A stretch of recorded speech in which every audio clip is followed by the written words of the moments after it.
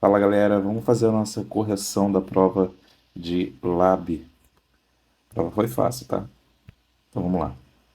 A partir das informações dadas, enumere as informações em ordem sequencial, de acordo com as etapas do método científico. A gente falou sobre método científico várias vezes durante as aulas, né? Trabalhamos muito método científico.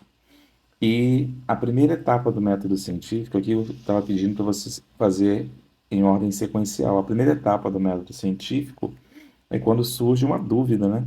Quando surge um problema. Então, aqui, ó, dúvida número um, primeira etapa.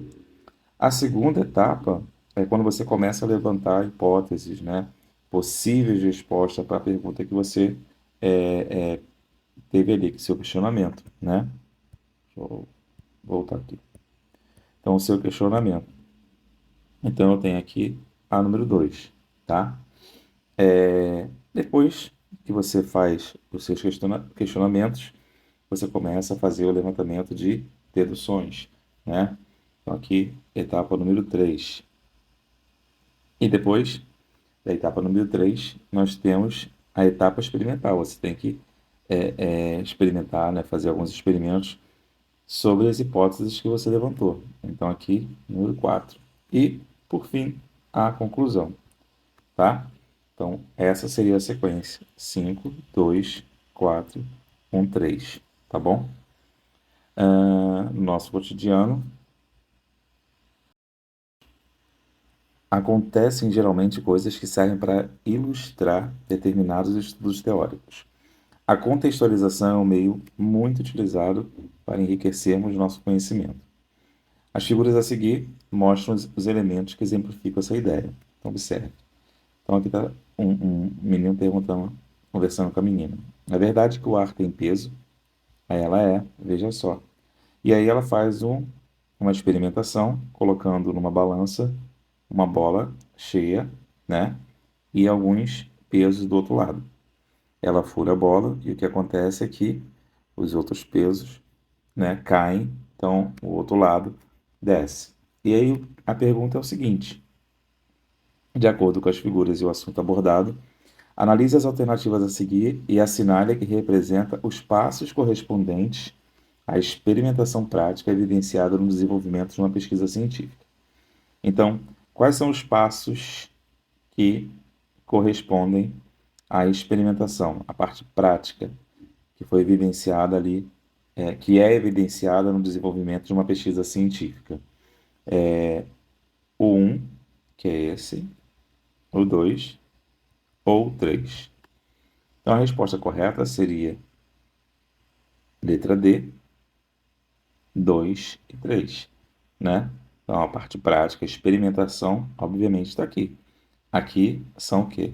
Vamos voltar lá no número um. Aqui é a dúvida, tá? Então, a etapa experimental é isso aqui, a experimentação, tá? Melhor, apenas aqui, tá? Então, essa etapa experimental seria ali 2 e 3. Então, esses esquemas 2 e 3 mostram o quê? A realização de experimentos para demonstrar que o ar tem massa, né? Usando uma bola vazia e uma bola cheia. E aí verifica o quê? A diferença da posição da balança, tá? Então, número 2 e 3. Número 3 aqui, observe a situação. Dois potes, um com água e o outro com água e folhas picadas. É aquele experimento que nós fizemos da aula prática, né? Ambos com as velas acesas. Ao fechar os potes, as velas se apagam, mas a vela no pote com folhas permanece acesa por muito mais tempo. Qual a relação entre esse experimento e a fotossíntese? Na verdade, essa pergunta ela foi feita em sala de aula, né?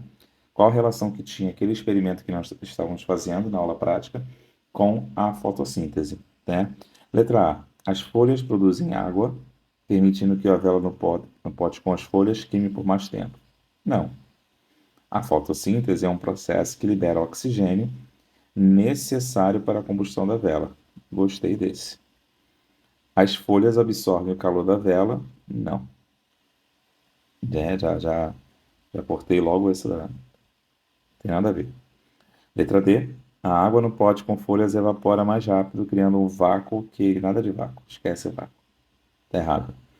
Letra E, a fotossíntese é um processo que consome oxigênio, fazendo com que a vela no pote com folhas apague mais rápido. Claro que não, tá? Então a resposta certa aqui, letra B, tá?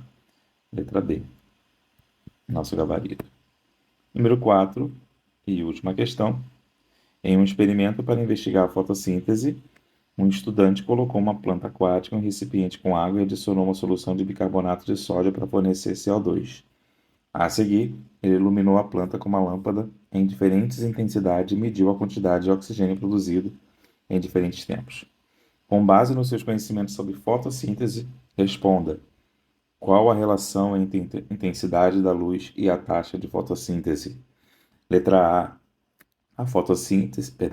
A taxa de fotossíntese é diretamente proporcional à intensidade da luz até um ponto ideal, após o qual se estabiliza. Gostei disso. A taxa de fotossíntese é inversamente proporcional à intensidade da luz. Claro que não. Não é inversamente proporcional. A fotossíntese ela necessita da luz, então não é inversamente proporcional. Letra C. A intensidade da luz não influencia a taxa da fotossíntese. Claro que influencia, tá? Quanto mais luz, quanto mais a intensidade da luz, maior vai ser a taxa de fotossíntese. A taxa de fotossíntese é independente da intensidade da luz. Claro que não. Foto é luz. Síntese, produção de matéria orgânica a partir de inorgânica utilizando a luz. Então, a fotossíntese é isso. A relação entre a intensidade da luz e a taxa de fotossíntese é aleatória? Claro que não, tá? Então a resposta certa é a letra A. A taxa de fotossíntese é diretamente proporcional à intensidade da luz, até um certo ponto, o ponto ideal, após o qual ela vai se estabilizar. Então essa é a resolução da nossa prova de LAC, tá bom?